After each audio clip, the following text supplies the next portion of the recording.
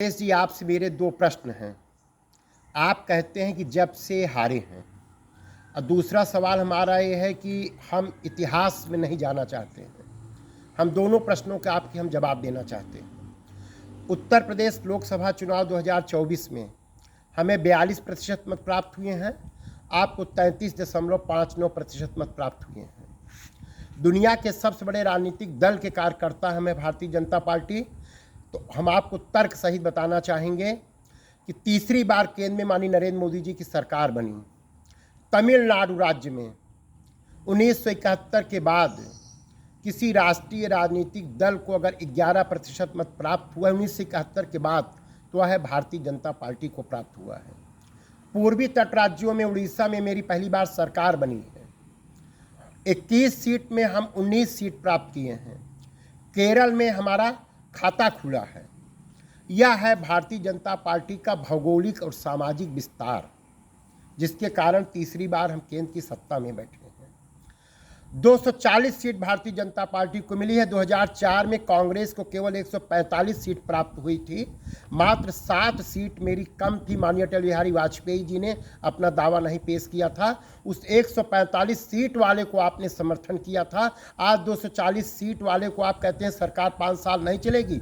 ये आप संविधान बचाने की बात करते हैं कि संविधान की धज्जियां उड़ाने की बात करते हैं? लोकतंत्र का अपमान करते हैं, जिस देश की जनता ने मानी नरेंद्र मोदी जी के पक्ष में तीसरी बार प्रधानमंत्री पद के लिए समर्थन दिया है।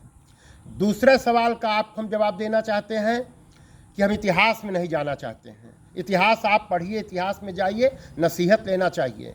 आप इतिहास के पन्नों को पलटिएगा तो बताइएगा कि माननीय मुलायम सिंह यादव जी उत्तर प्रदेश के मुख्यमंत्री पहली बार किस दल के सहयोग से बने थे। आप ये बताइएगा कि 2 जून का गेस्ट हाउस कांड किस दल ने किया था। आप इतिहास के पन्ने को पलटिए। प्रयागराज इलाहाबाद उच्च न्यायालय पे हमला किस दल ने सत्ता में रह करके किया था। और उत्तर प्रदेश के मुख्यमंत्री के तौर पर माननीय मुलायम सिंह यादव की विरासत में 2012 में मुख्यमंत्री बनने वाले आप अपने दल, अपने परिवार के कुनबे को आप नहीं बचा सकते थे। और 6 अप्रैल 1980 को जिस भारतीय जनता पार्टी की स्थापना हुई थी, उसमें विभिन्न सामान्य कार्यकर्ता बूथ अध्यक्ष से लेकर के राष्ट्रीय अध्यक्ष तक के पद को सुशोभित करते हैं। आप पीडीए की बात करते हैं। मेरा तीसरा सवाल आपसे है कि पीडीए से राष्ट्रीय अध्यक्ष सैफई परिवार से हट करके पीडीए से राष्ट्रीय अध्यक्ष समाजवादी पार्टी का कौन बनेगा? इसका जवाब आपसे हमसे चाहिए।